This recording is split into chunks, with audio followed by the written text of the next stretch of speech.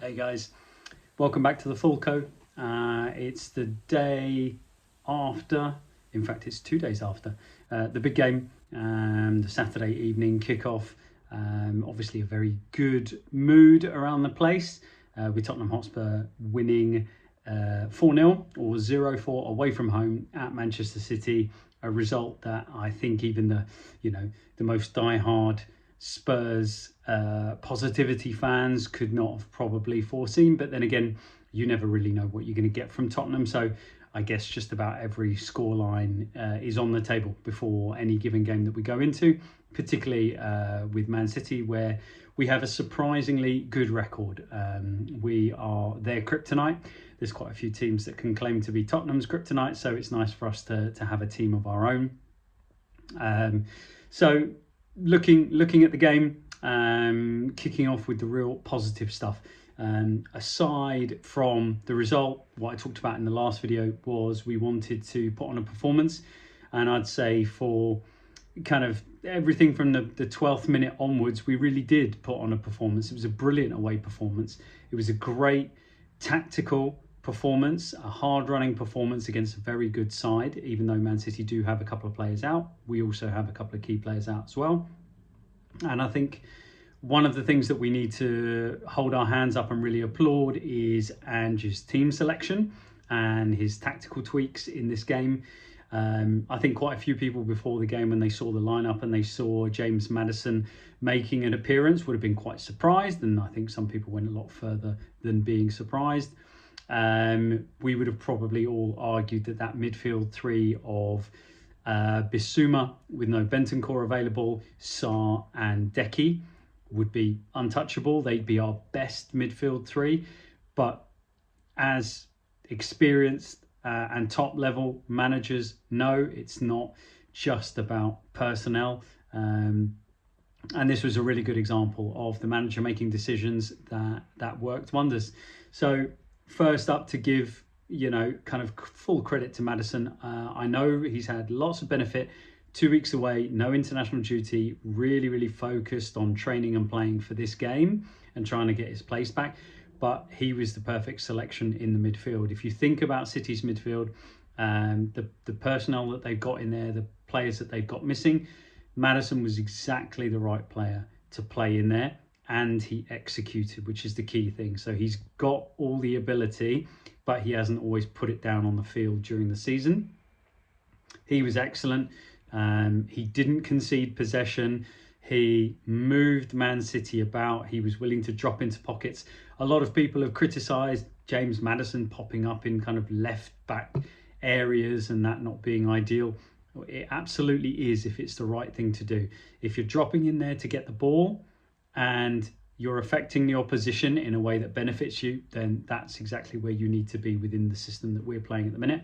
And he was fantastic at it. He drew Man City on. He gave them the idea that they could win the ball and that they were going to get forward and they were going to get some success, and then took it away from them, and we were able to play round, play out, or play over. This is exactly what I've wanted to see from this Tottenham Hotspur team. That will not work against every team. That will not work against every system. You won't get that on mid and low block teams who will just let you sit up there. They will let you sit in front of them and be solid in behind. Whereas City, they will push, they will creep, they will try to nick and pinch and get in so that they can regain possession and keep doing what they do and impose themselves on you.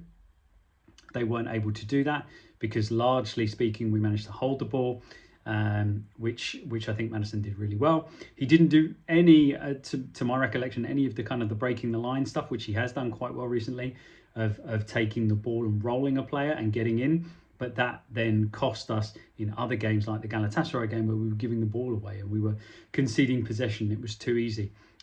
So well done to James Maddison. It was a fantastic performance and he thoroughly deserved his 2 goals. And also you could see a bit of the running power, having a couple of weeks just training and preparing, you could see that coming. So again, delighted that he's looking really sharp, because we've got a lot of games coming up and we're going to need him. And I don't think he's going to start every single game. We are going to keep changing it up. So really important for him to be really firing when he is playing. And even if he's only coming on for 30 at the end, or if he's on for 60 at the beginning, it's having an impact during that time. It's not one of those that he's necessarily going to play 90 minutes every single game across all of the competitions. So well done to James Maddison. Deki was incredible. It was an absolutely phenomenal performance from him. He continues to rule the roost at the Dekihad. He's really stepped up a gear this season. It's been really, really interesting to watch. You can see it in his performances. You can see it in his interviews, in the way he's talking at the minute. He is assuming a leadership role. You can see it in his character. You can see he's got that winning thing, that aggression, that underlying confidence, that swagger that is there in players that achieve, players that are in winning teams. So we really need to hold on to him. And you know, if Man City were to offer 100 million just to stop him from scoring and assisting against them, I wouldn't be surprised. But he was absolutely wonderful in this game. And if it wasn't for where James Maddison has had to come from to put on the performance he put on, I would say Deki was runaway man of the match, but I think Maddison deserves equal credit. And he had a great game. Again, team selection and what affected Manchester City. People surprised to see Deki back out on the right hand side, but he did what he's been doing and what he did very successfully towards the end of his time, where he was consistently playing on the right hand side, and that's actually spending a lot of his time tucked in. It leaves a huge amount of space on that right hand side, but actually it's not a massive issue. He's got the running power to get back in and help his fullback, which I think was a lot more successful than we've had Brennan doing that role. And Man City couldn't exploit down the left hand side. It wasn't an issue for us per se. So he did all the things he needed to do going backwards. He held the ball, which he's brilliant at, and he's added, you know, the ability to beat a player time and time again, and either produce a high level final pass or a really important final contribution. The only thing that was probably missing was that goal, which he could have had. A lovely run down the right hand side, again bouncing players and cutting inside, and you know, it was a great save by Ederson. Probably argue should have scored that, and he himself would probably be a bit disappointed that he didn't put that one away. But that would have capped off a perfect performance. But he was really, really good, and that tweak of him playing on the right, us having the three in the middle with two more disciplined players, Sarr really moving about, buzzing about, winning possession, pressuring, Bissouma sitting a bit deeper, and then Maddison just popping up wherever he needed to affect the game.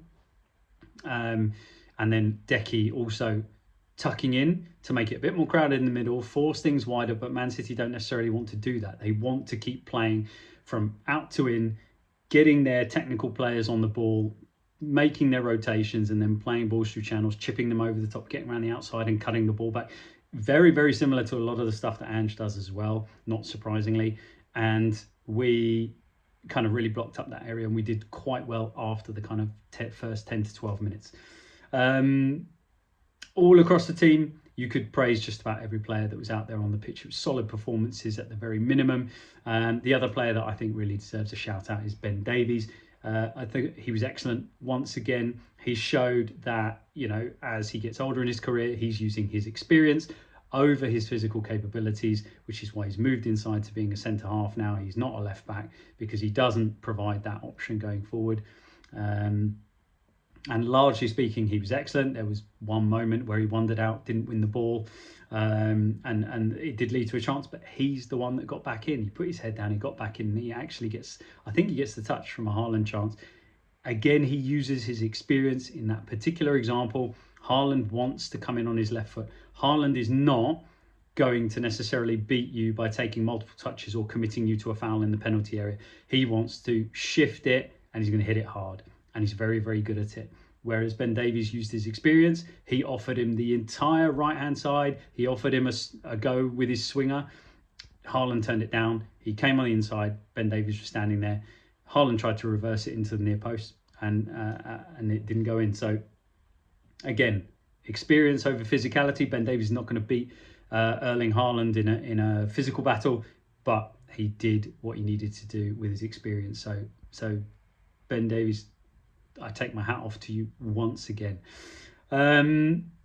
If we kind of start from the beginning of the game, if we go chronologically, I'll be honest, and I don't know how many other fans felt this way watching the game. I was really worried after the start we had. I thought we were on for a really difficult afternoon. We tried to play out from the very beginning. Bissouma tries to run between two, takes a poor touch, gives the ball straight away, and then goes lunging in and picks himself up a yellow card in what felt like the first 5 seconds of the game. And from that moment on, with my Tottenham Hotspur, trauma head on, I could see him getting a red card. I could see City scoring from the set piece. I could see us getting routed. All of the things that we've shown ourselves perfectly capable of having happen to us, I could have seen going. And credit to Bissouma, credit to the team. We didn't let that happen. We rode our luck a little bit. City did have chances early on. They did breach us quite a few times. There was an occasion where Dragushin stepped out, kind of got his timing wrong. They got into that channel behind him. There was, I think, one cutback from Savinho to Haaland and a really good save with his feet from Vicario. So yeah, we did had to, weather that storm, that early storm, and you might have to do that going to Man City at the Etihad. So we did that, and then we scored at a really good time. We had our first kind of real action of note. And it was, what looked like a hopeful ball. But again, for what we've said about Dragushin, we saw it before he came to Spurs. The one thing he is he's Lord of the Pings. He's got a really good long raking pass on him, very Alderweireld-esque. And he popped the ball into a position. It was an interesting one. It's not a pass that you would necessarily associate with Tottenham, but I don't mind it. I don't mind every now and again, and it's not as a tactic, but it's about changing things up, is if you can isolate a mismatch, which I wouldn't necessarily say that Gvardiol and Dekihad is a mismatch, but if you can isolate a mismatch and you can play those passes, there's nothing wrong with it, in my opinion. And whereas I felt Gvardiol should just have stepped across and nodded that out for a throw, that's not how City do things. They would rather leave the ball in play, try to win it so they can play. That's fine. Dekihad showed his brilliance. He wins the ball. He batters Gvardiol out the way, cuts inside very, very easily. And then at that point, you've got that deep lying midfield run from Maddison. And if you think about the matchups that Man City had in midfield versus our midfield, it was always going to be difficult. Gundogan is not known for wanting to track his runner from midfield all the way back into the penalty area. Maddison makes the run.